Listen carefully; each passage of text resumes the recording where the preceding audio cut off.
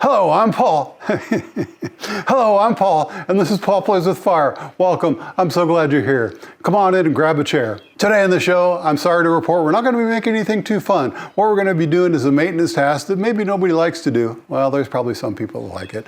But we're going to be grinding down a little bit of the seasoning. Our seasoning has gotten a little rough. It's gotten some rumble strips and some chips and some scratches. And I just want it nice and smooth again so that I can cook eggs without worrying about breaking a yolk. And mostly I can do that. It still works pretty good. And I've tried cooking bacon on it. I've tried cooking onions on it. I've tried a couple different things to kind of bring it back. But you can see it needs some work. It needs some love. And that's what we're here to do today. Stick around, it's going to be fun. The tools we're going to use today, we're going to use we have a pumice brick. It'll grind the seasoning down a little bit. It's kind of gentle. And then we're either going to use water or avocado oil to help with the grinding. I haven't decided which. And we're going to be using rag in the box. I just got a new box of rag in the box. We're going to be using a lot of these. And when we get done, we're going to be using a little bit of this. What I had left over from the first time I seasoned it, a little Blackstone Griddle seasoning, and a lot of elbow grease. That's the other thing we're going to be using, a lot of elbow grease. So let's get into it. We're going to start with a little avocado oil, and we're just going to sprinkle it around on the rough spots. And like I said, elbow grease, we're just going to go to work on those rough spots and try and bring the edges down.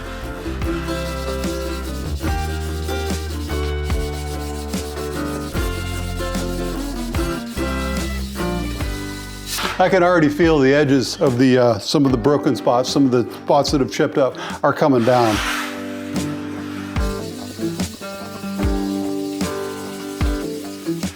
And I don't want to go too far because some of the seasoning is still really good. I just want to worry about the rough spots where it's chipped. You can tell the spots that I cooked the most on. Let's add a little more oil. Oil seems to be working pretty good.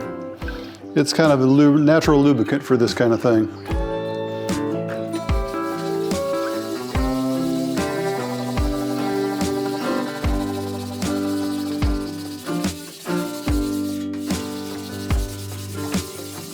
I have not done this before, so this will be a first for me. I've watched other people do it, but that's not quite the same.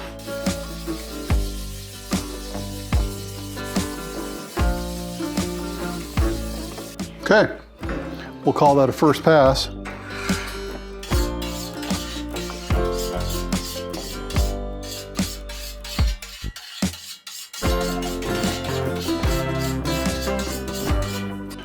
Well, you know, I said nobody likes to do this. It's actually kind of nice. It's kind of fun. It's kind of satisfying. It's also interesting. You can see the spot. The spots running this way and this way and this way. That's the bracing underneath the griddle that's spot welded in place to keep it from warping. And those are a little bit of high spots, and I've noticed them in the seasoning and other things. And they get the most abuse from the pumice scraper. And so they lose their seasoning first. But also important to note, I can see on my other rough spots, the edges have really started to smooth out. So we're gonna go ahead and put a little more oil down.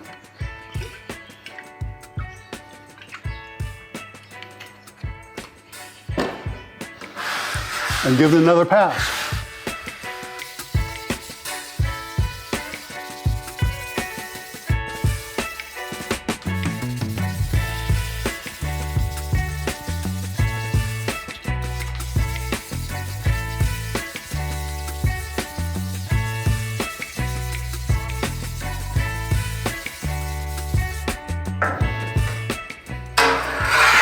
Pass two. I don't know if you noticed, but I was using more of a rotating, rotating buffer kind of motion, specifically on the bad spots. So that really seemed to make a difference. Boy, and the elbow grease.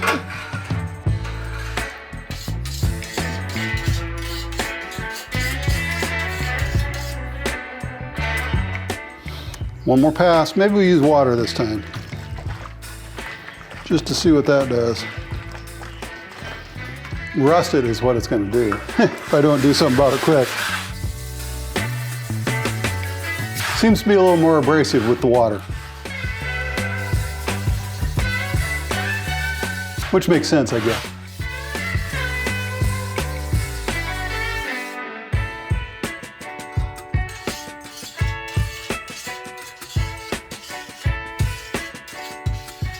I think what we've learned here is go ahead and try it with oil. And if oil does the trick for you, if you don't need anything drastic, then that's good. But if it's your spots, you have some rumble strips, you have some rough spots, then maybe use a little something like water.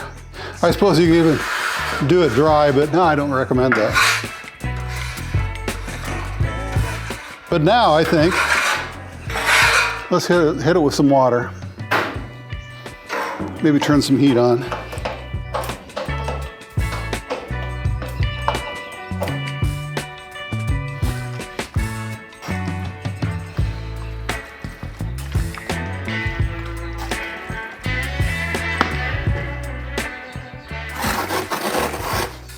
Told you we need a lot of rags in the box. We'll go through it and clean this a couple times, see what we got. But it looks like our rough spots are all gone and they've turned into kind of bare metal spots, which is kind of what we want. And if it looks like we did this about 2 or 3 times, we would maybe lower those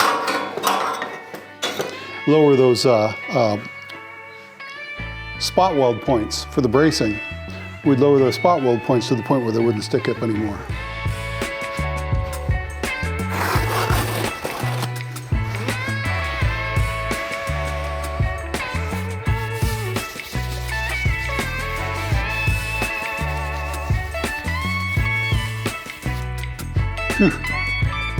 Yeah, it's got some grunge on it now. We'll do that again.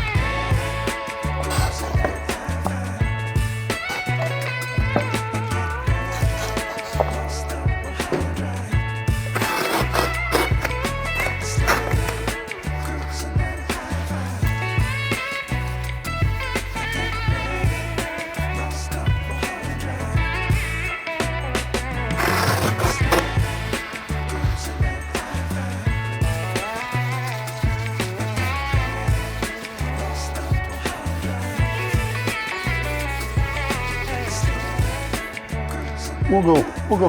Apparently it's still kind of dirty. We'll go one more coat. I gotta go get some more water.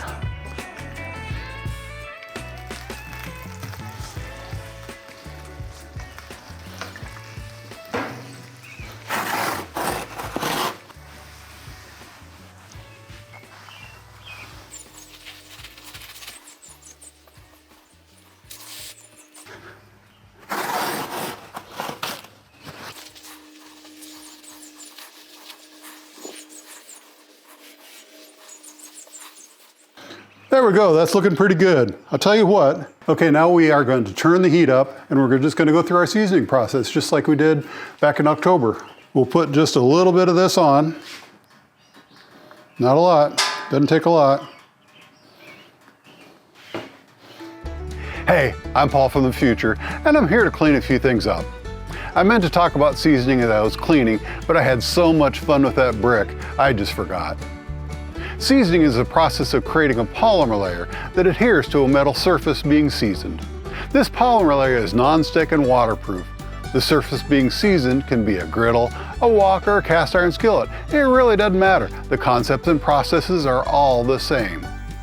We create this polymer layer by applying a thin layer of some type of fat or oil to the metal surface being seasoned. The fat or oil contains monomers. Monomers are small little atoms or small molecules that bond together with enough heat applied to form long, complex structures called polymers. When these monomers are heated above their smoke point, the monomers combine into these long chains of polymers, and then these polymers adhere to the heated surface of the griddle, wok, or cast iron skillet. The higher the smoke point, the higher the quality of the polymer surface and the longer the seasoning will last. Simple enough, right? It really is. A little science is cool, but don't overthink it. Back to seasoning. And we'll rub it all around everywhere. Very thin coat. And although we're going to touch up the seasoning everywhere when we're doing this, we're mainly focused on these areas that are currently without seasoning. And we want a thin, like I said, thin coat. And I really don't recommend doing this barehanded. I do, but I don't recommend it.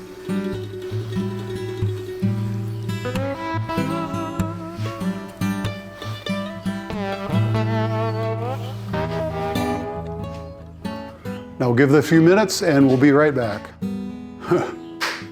Well, as you can tell, the griddle is good and ripping hot, and the seasoning is coming along nicely. So we're far enough along, we're going to do another scoop. And look at how those areas that we touched up, look how nice, look at those areas we touched up, how nice they look now. And they're getting their color back. They're blending in nicely with their surroundings. It's all good.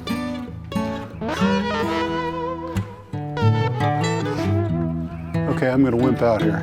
I'm going to use my welding glove.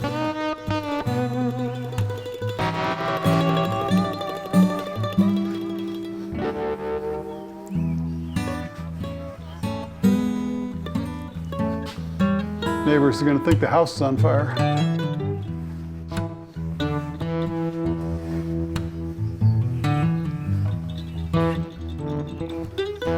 There we go. Looks good. We'll let that go for a little bit. Then I got the surprise coming up. Look at that, onions.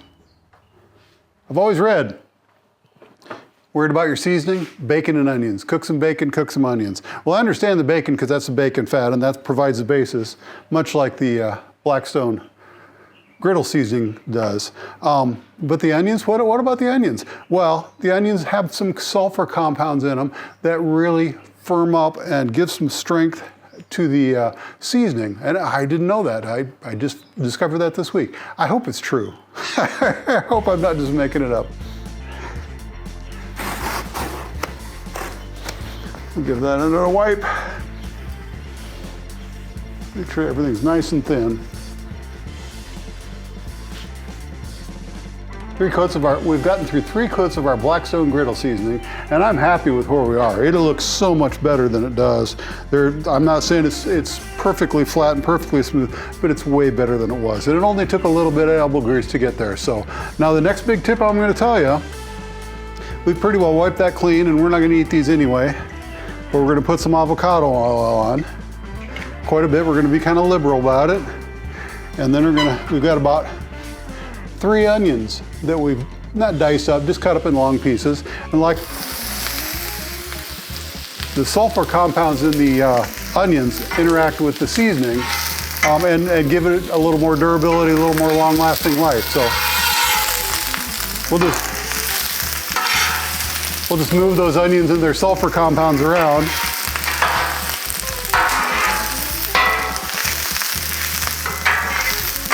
Now, if a guy wanted to do this right, he'd be using bacon right now too, but I didn't want to waste the bacon.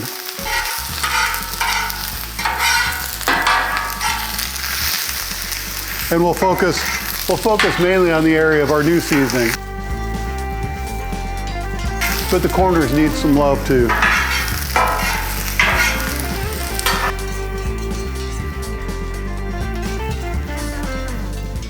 Come on, sulfur compounds. If I'm wrong about that, you tell me down in the comments. I'm sure you will. But I read that someplace, and I think that sounds accurate, because it certainly works. I mean, Blackstones and onions just go together.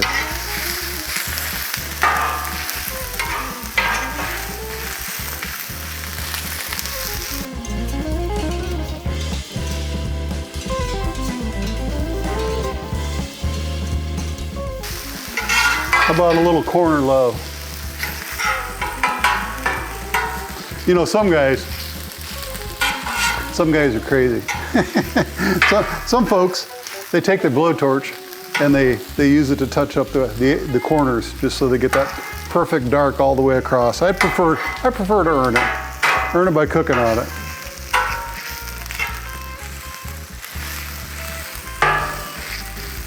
And we do have a good, really dark top now.